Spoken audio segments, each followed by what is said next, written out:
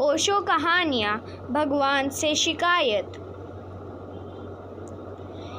मैं तुमसे एक कहानी कहता हूँ, एक बहुत सुंदर कहानी। इसे जितना संभव हो सके उतनी गहराई से सुनो।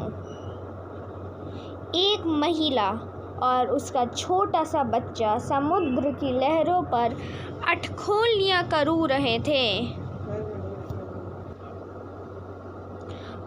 और पानी का बहाव काफ़ी तेज़ था। उसने अपने पुत्र की बाह मजबूती से पकड़ रखी थी।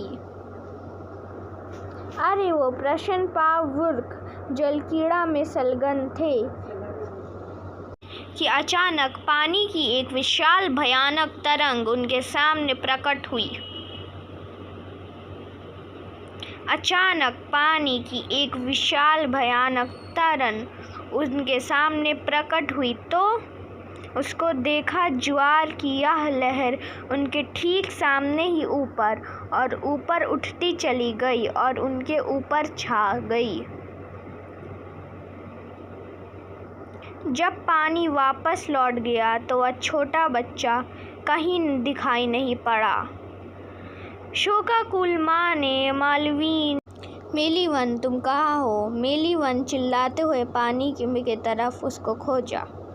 चिल्लाते हुए पानी में हर तरफ उसको खोजा। जब वह बच्चा स्पष्ट हो गया कि बच्चा खो गया है, उसे पानी सागर में बहा ले गया है,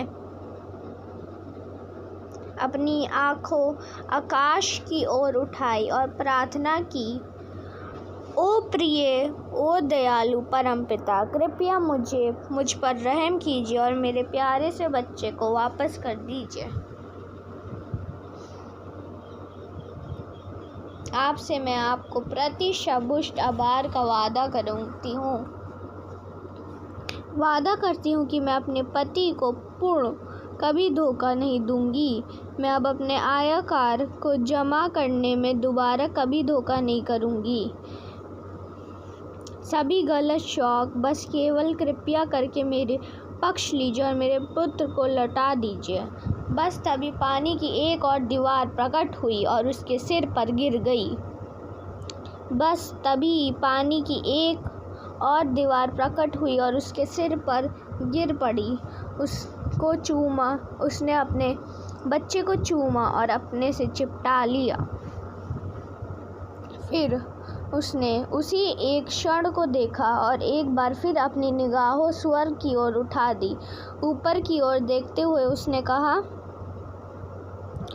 लेकिन इसने हैट लगा रखा था। मन यही है, बच्चा वापस आ गया है लेकिन हैट खो गया। अब वह इसलिए प्रसन्न नहीं है कि बेटा लौट आया, बल्कि अप्रसन्न है कि हैट खो गया है। फिर शिकायत। क्या तुमने कभी देखा है कि तुम्हारे मन के भीतर यही हो रहा है? सदा ऐसा ही होता रहता है। जीवन तुमको जो कुछ भी देता है उसके लिए तुम धन्यवाद नहीं देते। तुम बार बार हैट के बारे में शिकायत कर रहे हो। तुम लगातार उसी को देखते जाते हो जो नहीं हुआ है, उसको नहीं देखते जो हो चुका है। तुम सदैव देखते हो और इच्छा करते हो और अपेक्षा करते हो, लेकिन तुम कभी आभारी नहीं होते। तुम्हारे लिए लाखों बातें घटित हो रही हैं, लेकिन तुम कभी आभारी नहीं होते। तुम सदैव चिड़चिड़ाहट और शिकायत रहते हो और सदा ही तुम हताश की अवस्था में रहते हो। Thank you everyone for being with me till now. Please like, share and subscribe.